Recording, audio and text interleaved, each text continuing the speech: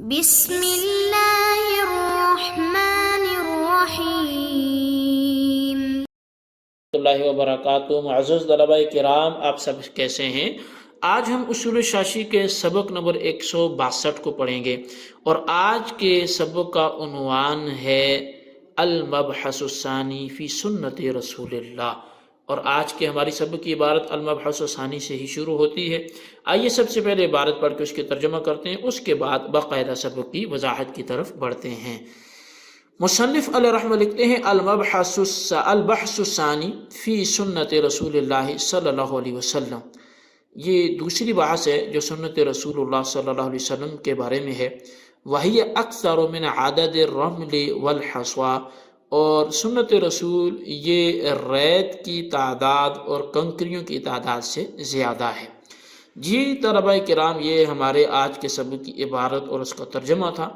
اب آئیے اس کی توضیح و تشریح کی طرف بڑھتے ہیں۔ آپ کے ذہن میں ہوگا کہ جب سے اصول شاشی کا آغاز ہم نے کیا تھا تو اس کے اوائل میں ہی ہم نے یہ بات پڑھی تھی کہ اصول فقہ میں کل 4 اصول ہیں، جن کو اصول اربعہ بولتے ہیں، اور یا دلائل اربعہ بولتے ہیں، ادلہ اربعہ بولتے ہیں۔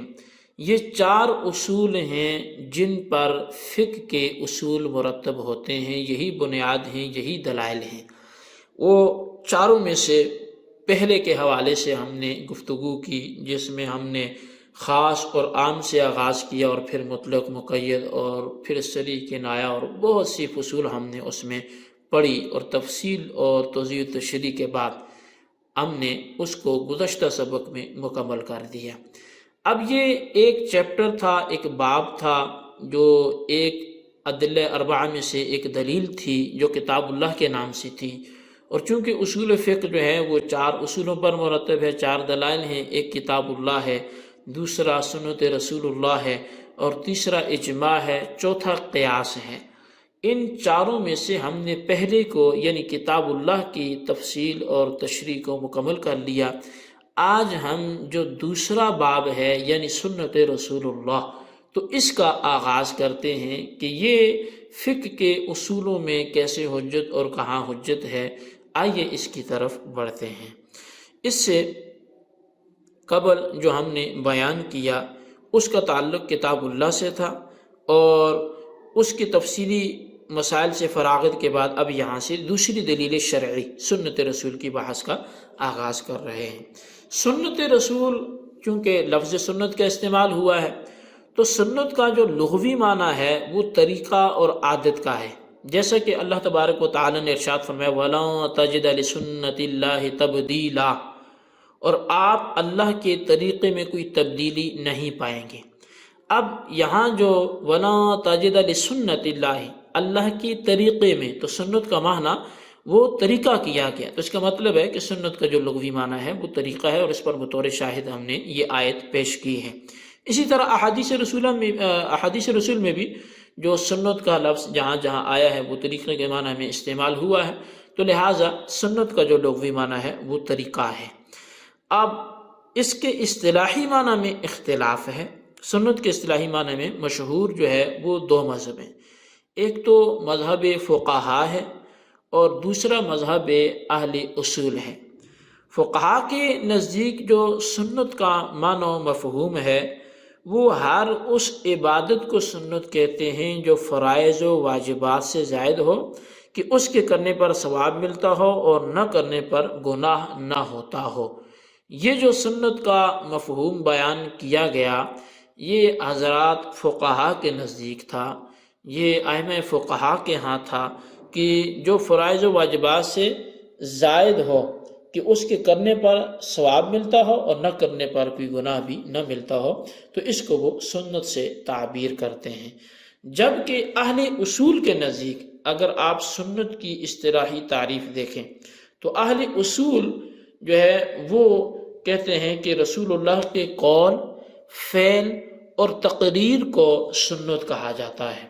نبی علیہ السلام نے کوئی بات فرمائی ہو یا آپ نے کوئی کام کیا ہو، تو جو بات فرمائی ہو وہ قول سے تعلق ہے، جو کام کیا ہو وہ فعل سے تعلق ہے، اور تقریر سے مراد یہ ہے کہ حضور نبی کریم صلی اللہ علیہ وسلم کا کسی قول کو سن کر یا کسی کے فعل کو دیکھ کر سکوت فرما لینا، چپ ہو جانا اور اس پر نکیر نہ فرمانا، یعنی اس پر انکار یا اصلاح نہ فرمانا، یہ تقریر کہلاتا ہے۔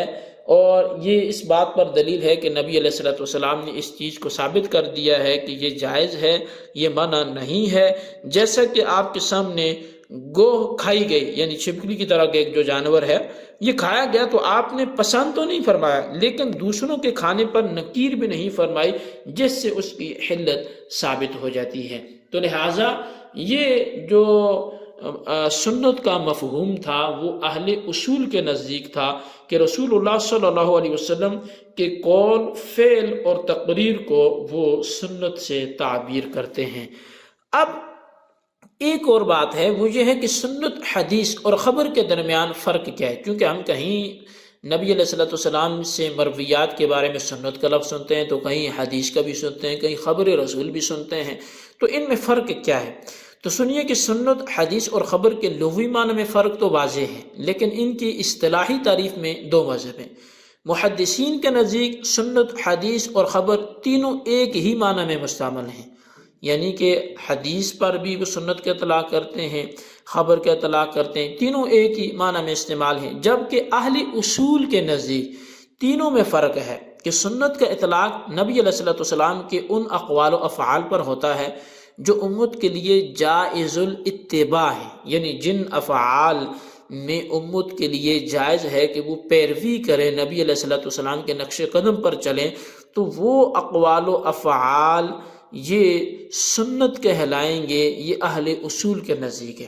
جبکہ حدیث اور خبر کا اطلاق عام ہے، چاہے وہ نبی علیہ السلام کے افعال ہوں جو جائز الاتباع ہوں یا وہ جائز الاتباع نہ ہوں، یعنی کہ اگر حدیث اور خبر کا اطلاق دیکھا جائے تو وہ عام ہے، چاہے حضور علیہ السلام کے وہ افعال ہوں جو جائز الاتباع نہ ہوں، مثلا عورتوں سے بیک وقت، یعنی کہ 9 عورتوں سے بیک وقت شادی کرنا، یہ جائز الاتباع تو نہیں ہے، یا وہ جائز الاتباع ہوں۔ لہٰذا خلاصہ یہ ہوا کہ ہر سنت حدیث تو ہے، مگر ہر حدیث کا سنت ہونا ضروری نہیں، بلکہ بعض حدیثیں سنت ہیں اور بعض حدیثیں سنت نہیں ہے، اور بڑی مشہور سی نسبت ان میں پائی جائے گی جو آپ کے ذہنوں میں آ ہی رہی ہوگی کہ نسبت عموم خصوص مطلق ہے۔ اب یہاں سنت کا جو لفظ ہے یہ اختیار کرنے کی پھر وجہ کیا ہے؟ یہاں اس مقام پر جو مصنف نے البحث الثانی فی سنت رسول اللہ کہا، تو مصنف نے بحث کے آغاز میں لفظ سنت اس لیے اختیار کیا کہ سنت کا اطلاق جس طرح نبی علیہ السلام کے قول، فعل اور تقریر پر ہوتا ہے، اسی طرح اس کا اطلاق صحابہ کرام کے اقوال، افعال اور تقریرات پر بھی ہوتا ہے۔ لہٰذا صحابہ کرام کے اقوال، افعال اور تقریرات کو شامل کرنے کے لیے لفظ سنت کا انتخاب فرمایا، جیسا کہ رمضان میں جماعت کے ساتھ 20 رکعت تراویح پڑھنا یہ سنت صحابہ ہے، جبکہ حدیث و خبر کا اطلاق صرف حضور علیہ السلام کے قول پر ہوتا ہے۔ یہ گفتگو اہل اصول کے طریقے پر ہے۔ اب فرمایا کہ وَهِيَ أَكْثَرُ مِنْ عَدَدِ الرَّمْلِ وَالْحَصْوَى، کہ جو احادیث کی تعداد ہے وہ ریت کے ذروں اور کنکریوں سے زیادہ ہے۔